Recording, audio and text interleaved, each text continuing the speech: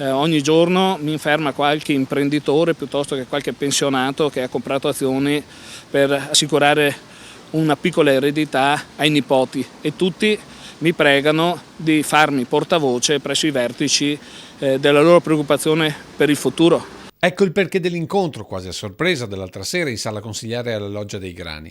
È un segno di come si stia innalzando costantemente l'asticella della preoccupazione dei risparmiatori in vista dell'assemblea di sabato dove si decideranno le sorti di Veneto Banca.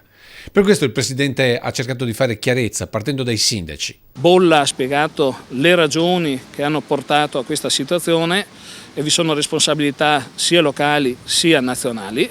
Ma ha anche spiegato che l'obiettivo è quello comunque di salvare la banca. Lo spettro del commissariamento legato ad un no al passaggio in SPA è tutt'altro che scongiurato, visto il fronte netto di quanti non vogliono, soprattutto il passaggio in borsa. Si teme purtroppo che le multinazionali facciano man bassa e quindi anche una speculazione. Posizioni di chi ha investito nella Musigna trevigiana e ora si trova quasi con un pugno di mosche.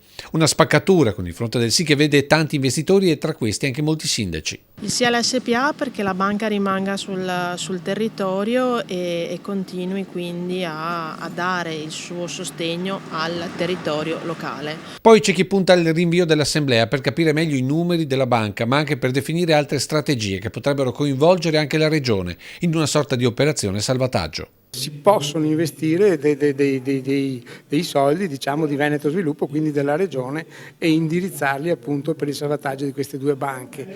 Attenzione, salvataggio dal crack non per ridare ai risparmiatori il loro dovuto.